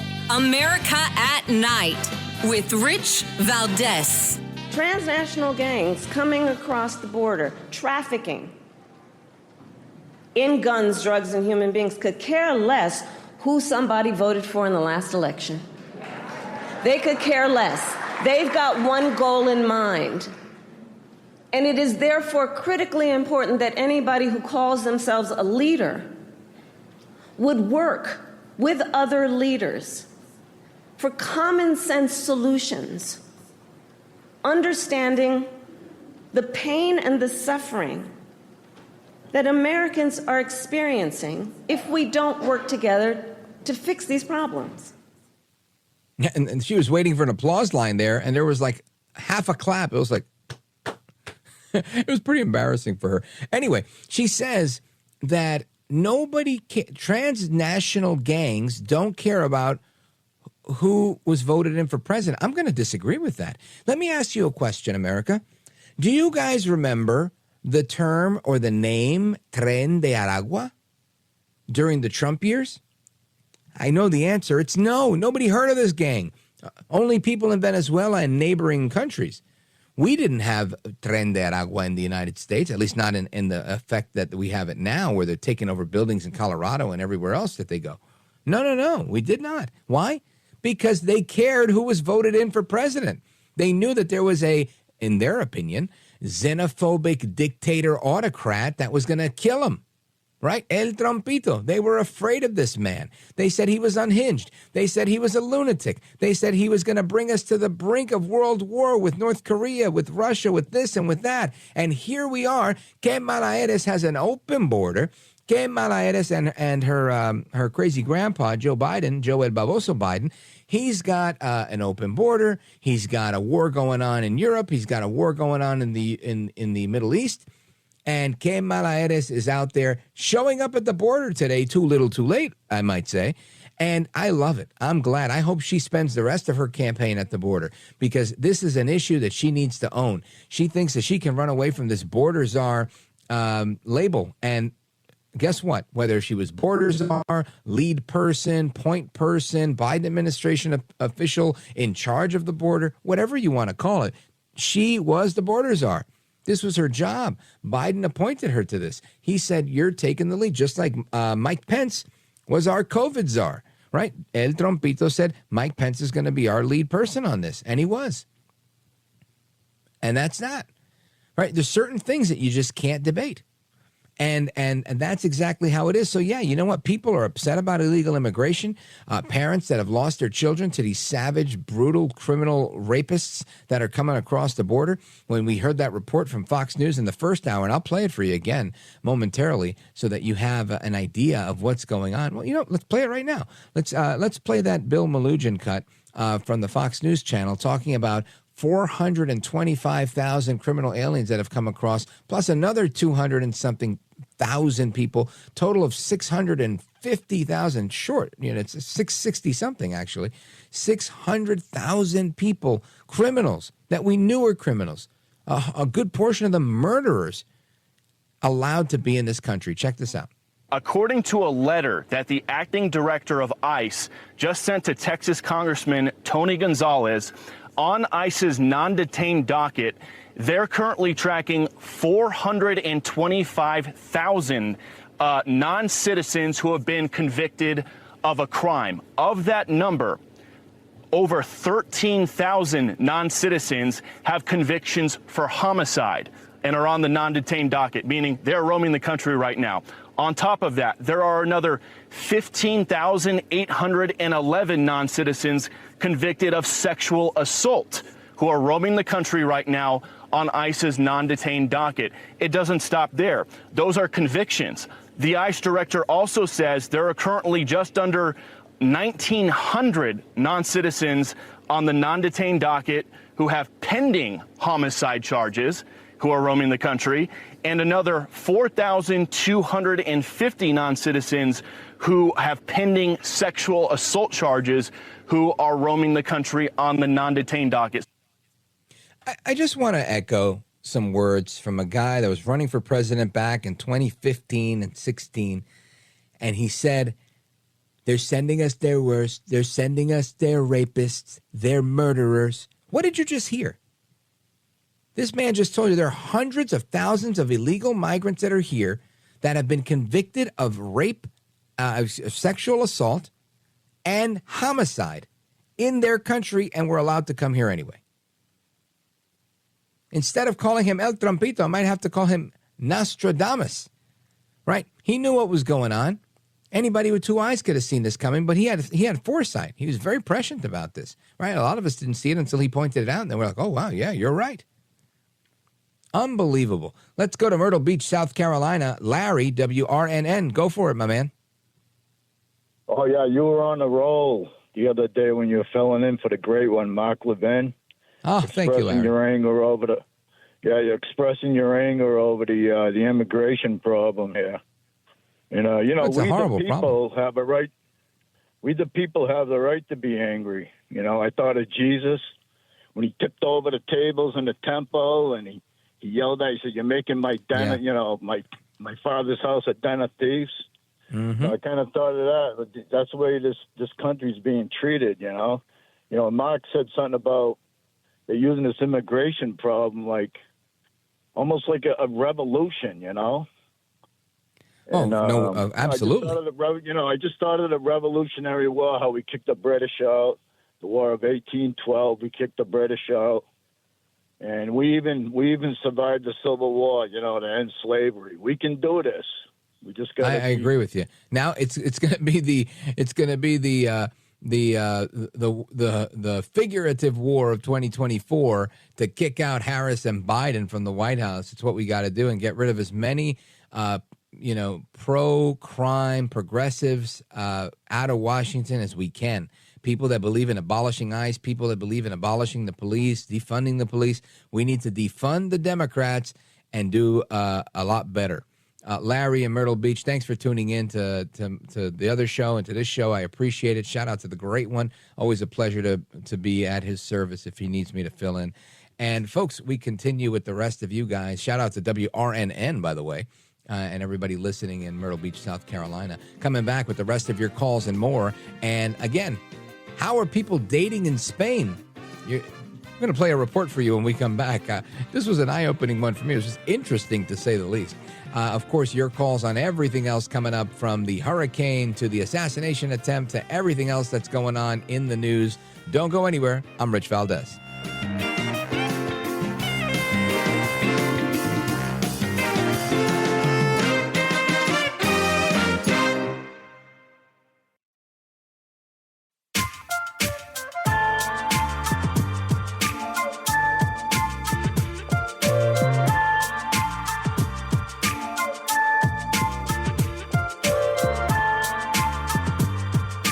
This is America. This is Night. This is Rich Valdez. Call now, 833-4-VALDEZ. That's 833-482-5337. 833-4-VALDEZ. That's Valdez with an S. The pineapple is changing the dating game in Spain. They're not using Tinder, Bumble, or any dating apps. They are going to a specific supermarket from 7 to 8 p.m. People that are trying to find love are going to this specific supermarket called Mercadona. Now, Mercadona is all over Spain, so this is happening across the country. So how do you know who's looking for love? Single people that want to find their other half grab a pineapple. They put it upside down in their shopping cart. Once you have the pineapple, you head to the wine selection or the wine aisle. Once you get there, if you find someone that you like and they also have the pineapple upside down, you have to crash your shopping cart. If you're looking for a long-term relationship, people buy a pack of lentils because lentils last forever in your pantry. But if you're looking for a one-night stand type of thing, people buy lettuce because it goes bad quickly. So if you're in Spain right now and you want to find love, head to Mercadona from 7 to 8 and see what happens. So that's a report from Anna Gildersleeve on her TikTok channel. And the pineapple is used as a symbol of relationships by single people in Spain that are looking to find love at a place called Mercadona Supermarket. And there's a bunch of these Mercadona supermarkets, and they go to different ones, but they all go at the same time. It's like a radio show, right? These are the affiliates. And they go between 7 p.m. and 8 p.m. And they use this as a signal that they're looking to have a relationship. Now, as you heard her in the report, if you're more like a P. Diddy type that's just looking for the freak off, then you put a head of lettuce in your shopping cart so they know that it's something that will go bad quickly. I thought this was so entertaining to me, honestly. And the trend was popularized by a Spanish actor and a comedian named Vinny Lin, who posted a TikTok video about this, about the dating hour at Mercadona. And the trend has led to chaotic scenes, even police being called to restore order at some of these stores. Some say the trend is a commentary on the dating scene in 2024. I would say that's probably true. And it likely is an indictment on the fact that people don't want to do online dating. And some of the other reactions are that the trend is a sign that people are growing maybe bored with some of the dating apps and they want a real life spark. I think that's probably true. Others say that the trend is a sign that people are frustrated with the dating apps and the fact that some of them are now paid and they're not free and the algorithms are making them not as effective as they used to be. Now, some other supermarkets like Lidl, ILDL, competitor of theirs, are also trying to get in on it with this trend by hosting their own campaigns for their own dating hour. So I think that's pretty cool. And that would be the smartest thing to do is for somebody to be, create a website and say, no, we're doing the pineapple thing at every supermarket between 7 and 8, right? And instead of letting Mercadona corner the market. Now, if you work for Mercadona, then I would definitely corner the market and be like, don't go to the imposters, come to us.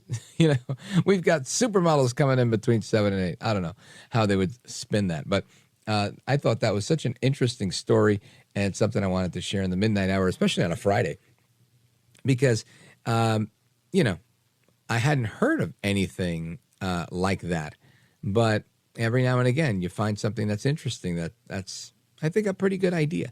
Anyway, let's go to some of your calls. Let's go to Walter in St. Augustine, Florida, WFOY. Go right ahead. Hi, Rich. How are you tonight? Good? Wonderful, thank you. Great. I was in Spain 2 years. I was stationed there in the Navy. And beautiful, beautiful people. Yeah. What I wanted to say to you was just a little kind of a joke. It's being old-fashioned, what our grandparents or our grandmothers actually would say to VP Harris. So I'd like to say it in Spanish, and maybe you can translate. Go ahead. VP Harris, por favor, ponte un vestido alguna vez. Vice President Kamala Harris, you should try wearing a dress sometimes. Perfect. Thank you. I love practice it. my Spanish all the time. Yeah, and it's an interesting statement that would soften the image. It's something Hillary Clinton's never done either. At least I didn't see it when she ran for president in the later years. When she was first lady, I think there's a bunch of photos, or at least I think I remember seeing some of her in a dress. And I guess, that's the my inner sexist coming out. But I think it's a good idea for women to wear dresses because a guy can wear a suit. You can wear jeans. You can wear pants, slacks, Dockers, khakis, whatever, right? Your options are limited, even though you go from business to business casual to formal, casual, whatever. But women have the ability to put on a dress and allow all of their feminine beauty to just, be on full display. Let their hair down, put on lipstick. If you can do that as a woman, do it, right? Why not? Show every side of you. I think Melania Trump is often lauded as the most attractive first lady. And again, it doesn't surprise me that she was a fashion model. And she knows what she's doing. She wears dresses. She wears really cool outfits. If you got it, you got to make it work. And I think Kamala Harris, I don't think is an ugly person by any means. I think she was a very attractive younger person. And even in her 60s, at least by my account, I think she's not an ugly woman. And she could probably benefit, maybe even get a couple of points in the polls if she dressed it up a little bit. And maybe spoke a little less, too, and laughed a little less. I think she'd be doing a lot better. Hold on. Are they hiring at her campaign? I'm kidding. Anyway, we're going to continue with your thoughts and your calls. Walter, thank you for the call, brother. St. Augustine, Florida, WFOY. And let's go to Frank in Evergreen, Montana, as we're dealing with the wake of this hurricane that's hitting Florida. 45 people now lost their lives. Frank on KOFI, go right ahead. Oh, thank you. Now, Rich, I'm in a state called, our motto is "It's God's country." It's similar to Ireland, too. They call that God's country. But over there, it's about 80% Catholic, but only maybe 30% go to church, but there's no Catholic churches anymore. The Protestants took them over. But anyway, here in Montana, it's about the same. It's about 38% of the population of Montana even go to church, but they're into beer drinking and they're into politics. It's they've got patriotic beer. They've got everybody on both sides are in the beer drinking contests. And my God, it's the prudent thing to do in Montana. But it's an alcohol problem. It really is. And there's slip roads and everything. And it drives up insurance rates. And they don't have rates. Uber in Montana? Oh, yes. And none of them are local drivers. They don't know how to get anywhere. Well, Frank, I'll tell you a story. I was talking to my brother the other day, and he was telling me about a story he'd heard. And it was about the Uber driver that got locked up for a DWI. And he only knows this because he knew somebody who knew somebody. But apparently the guy had just finished his Ubering and was off the app, and when he got pulled over, so the police didn't know that he was an Uber driver. But he told his friends after he was drinking while he was Ubering. Now, he ended up getting a DWI, and he's going to lose his license. But even I guess to date, they had no idea that the guy was Ubering. And I'm just thinking, wow, I wonder how many times I may have gotten into an Uber, for whatever reason. I usually do that if I go into Manhattan, if I don't want to drive. And I hate driving in Manhattan because there's nowhere to park. So, Uber. It's cheaper than driving and paying for parking. And not always cheaper, but definitely easier. And I just thought to myself, just imagine like what you're saying. People want to go out and, enjoy the libations. And guess what? Now you're getting driven home by a drunk Uber driver. I mean, that's just crazy. That would be nuts. Anyway, Frank, I appreciate the call. Welcome back. I know you were in Ireland for a while. I'm glad you're back home. Shout out to KOFI in Montana. And let's continue with your calls. Let's see. Let's go to Lynn, Pittsburgh, Pennsylvania, KDKA, America's oldest radio station. Lynn, go right ahead. You're on with Rich Valdez. Oh, hi, Rich. I have never called a talk show, but well, thanks for calling mine. Talk about, and I just love your show. I listen to it all the time. But thank you. I was listening to you were touching on all the report from ICE today. About there were the criminal over aliens. 13. Yeah, all the ones that are being released by ICE into the country, murderers and sexual assaults. And the only thing is, I heard it on Fox News, and I heard it on Newsmax, but I don't think any of the mainstream media is covering it. And even on your news, it didn't cover it on there. Yeah, well, that's what we're here for, right? I'm here every day to try and give you the little nuggets of truth that the mainstream media forgot or conveniently turned a blind eye on. This is how they do what they do. This is why so many of your friends that, may not listen to conservative talk radio or even care about the news, they're just going about their lives and they're thinking everything's fine. And because they don't know, because they're told they should be worrying about the hurricane. And again, you should worry about a hurricane if you're in Florida. But that's the news is leading with the hurricane. The news is leading with let me see what else they got here. They're talking about Facebook. They're talking about J.D. Vance. They're talking about attending an event with an evangelist who said Harris used witchcraft. They're just ridiculing the Trump campaign, but they're not doing anything to talk to you about what's going on at your southern border and what they're doing to make America safe. And the reality is they've done nothing but make America more dangerous, Lynn. Right, and it's not fair because everybody needs to know all these facts, and when they go to vote. You're 100% right, Lynn. Well, I want to thank you for being a first-time caller to this program. I really do appreciate it. And I had promised a couple of other listeners a T-shirt and like a month ago, and you're going to get it soon. They're finally in. They were on back order, but they're in. But I'm going to offer one to you, Lynn, for being a first-time caller, never calling talk radio and deciding to call my show. I'm honored. Please give your size and the where to send it to our folks in the control room, and we'll get it out to you between now and, 2 weeks or whatever it takes to get to you. Lynn in Pittsburgh, Pennsylvania, KDKA. And we continue with your calls and more straight ahead. This is America at Night with Rich Valdez. Call now, 833-4-VALDEZ. That's 833-482-5337. 833-4-VALDEZ. That's Valdez with an S.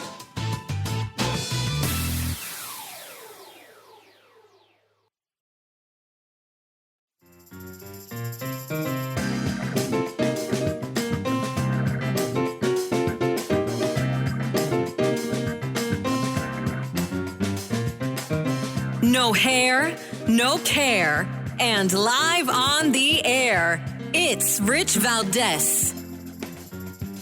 All right, America, welcome back. And a little bit of breaking news. Lieutenant Governor Mark Robinson, the lieutenant governor in North Carolina, he has been hospitalized following a campaign event earlier tonight, Friday night, and was burned. He's been treated for second-degree burns.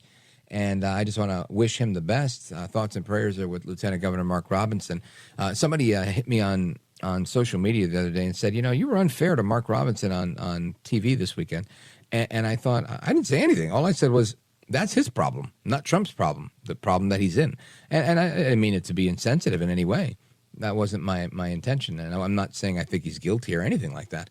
I'm just saying that, this is a guilt by association attack on him, really attacking Trump, right? This whole website thing, the CNN report. Now he's hired a really good attorney, one we've had on this program many times, to help him sort through that. So I wish him the best with both his health and with this incident that he's got with the CNN report that came out about him. Anyway, I want to continue with your calls because it's the speed round. And we're all going to get out of here soon.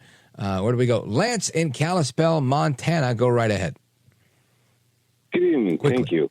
Yes, sir. Hey, given your show this evening, anybody that's invested more than 5 minutes in federal elections has heard the term October surprise. But given the 1,000 shiny objects that every platform of media is dangling in front of the mass populace at the moment, could you possibly speculate on what could even be an October surprise at this point? Thank you, Lance. I think it's a fantastic question that you put out there. I would say I don't know, right? But if we look at the pattern that the left has, it's always something that's designed to destroy them as a person, right? It's never something factual. It's never going to be something like, oh, we discovered that you didn't pay your taxes. And if it is, well, we've discovered you haven't paid your taxes for 15 years because you're a criminal, right? And they'll lie and what have they released? Remember when they released it, they stole and leaked Trump's taxes, put them out there. And for what? It showed a big nothing burger, right? Nobody cared about that. Rachel Maddow was exploding about that one. So, yeah, I would say, I don't know. The way things are going, I would bet the October surprise here is going to be something that hurts Kamala Harris, not something that hurts El Trompito. Similar to the October surprise in the 2020 election with the Hunter Biden laptop. That was a gift that still gives.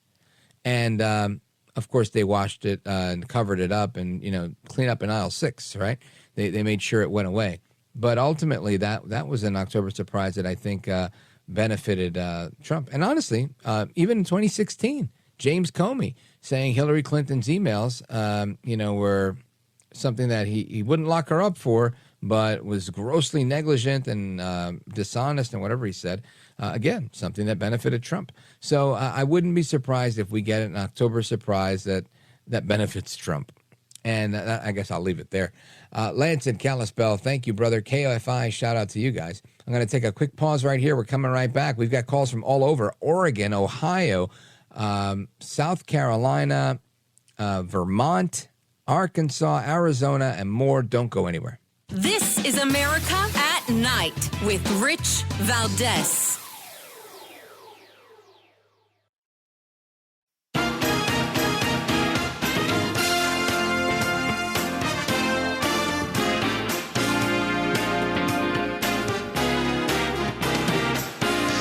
All right, amigos, it is the speed round. That means when that clock hits 30 seconds, I got to move on.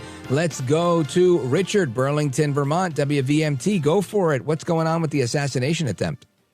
Hi, Rich. I love the show. I'd like to hear your opinion about the Butler, PA shooting and how fast the shooter was cremated and how quickly the roof was hosed off. Yeah, well, you know what? Listen, I'm going to tell you this. I believe that this guy had help. I don't know who was helping. I don't know if it was a tip or a weak link within the Secret Service, somebody getting information somewhere that is benefiting whomever it is that's trying to kill Trump. And I don't think it's a lone wolf crazy person, that's for sure. Shout out to WVMT. Let's go to Jerome, Charleston, WTMA. Go for it. What's going on with Trump? Republicans are a bunch of dumb, two-faced, gullible morons. But they do a pretty good job on the economy, Jerome, right? Don't they? I think they do. And when Trump says he wants to secure the border, at least he's got 4 years of a track record that look a heck of a lot better than Kamala Harris. How's that for honesty and integrity and everything? I think it's pretty good. Let's continue. Monica, Pendleton, Oregon. I hear we have a birthday. Happy birthday to you, Monica, on KUMA. What's going on with P. Diddy? Oh, it's just not only him, but I'm taking a step back, and I just feel like that all the evil, all the BS, everything is coming to light. I mean, his thing is like a dark octopus, and the Democrats, the leftists, everything. It's a dark day in America. You're 100% right there. Happy birthday to you, Monica. Thank you. God bless you. Shout out to KUMA.